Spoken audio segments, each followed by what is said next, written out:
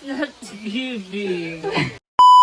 Eto nga pala yung araw na pumunta kami ng Sampaloc Falls dito sa Siniloan, Laguna. Medyo excited nga ulit ako balikan nito dahil 4 years ago nang huli ako nakapunta dito. Eto talaga yung falls na sinabi kong babalik-balikan ko at matagal ko na talaga siya planong puntahan kahit nung last year pa. Sa mga magtatanong kung paano nga pala ito mararating ay wag nyo na munang puntahan dahil hindi ko talaga siya recommended ngayong summer. Ngayon ay malalaman nyo ang dahilan kung bakit ko nga pala nasabi yan. Kaya naman samahan nyo kami ngayon sa aming naging nature venture ngayong araw. Sa may Galalan, Siniloan nga pala ang daan nito pataas. Take note, talagang matarik ang daan at medyo natakot pa nga ang mga kasama ko kasi may mga nakasabayan kaming malalaking truck na may daladalang mga buhangin. Dahilan kung bakit medyo madulas ang kalsada. Mukhang meron natang ginagawa sa taas. Siguro sakop ito sa ginagawang windmill. Sa pagkakaalam ko ay maraming tumutol lalo na ang bayan ng Paite pero mukhang natuloy pa rin. Medyo natuwa na nga din ako nung nandito na kami kasi maayos na ang daan dahil meron ng hagdan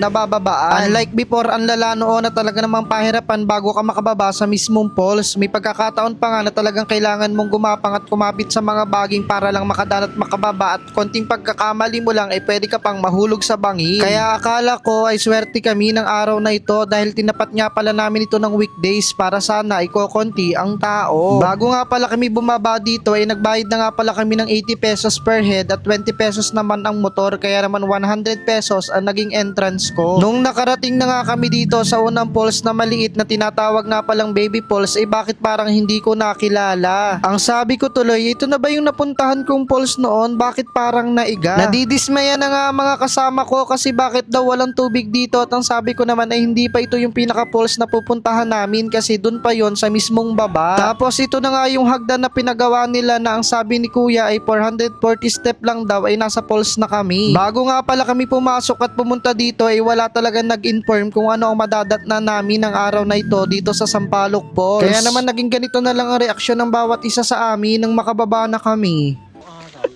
Sinasagad mo talaga ang isto. Ano nangyari sa falls? Bakit wala nang bumabagsak ng tubig dito? Tingnan nyo naman po, oh. Yung pupuntahan namin sa Sampaloc Falls, iga ang tubig. Walang tubig. Ganito pala pag summer. Sobra naman nakakatuwa ang pagpunta natin ngayon. Tara, mag-change ano tayo. Bakit naman ganito? Taray ko. Buti pa nag-triples tayo siguradong may tubig. Change tayo, change. Muntik nang may bumagsak. Hala, oo nga. Baka naman hindi yan yun. Ayan yun. Malakas yan eh. Pero malalim yan. Makakalangon. Hindi na tayo bumaba dito. Hindi na lang tayo sa isa at magsunlakas lang naman. Bakit hindi nyo sinabing walang tubig dito? Anong paliliguan namin dito? Panay bato. Ano? Ano nangyari sa falls? Bakit mo ganito? Ano masasabi mo sa falls? It's not giving. Hindi ganyan nung ano. It's not Hindi pumunta giving. tayo. Ano nangyari sa falls? Ha? Ba't wala lang tubig? Oh. Pinaganda nga ang daan. Nawala naman yung view. Meow meow meow meow. Meow meow meow meow meow. Meow meow meow meow. Meow meow meow meow meow. Walang tubig sa Sampaloc Falls.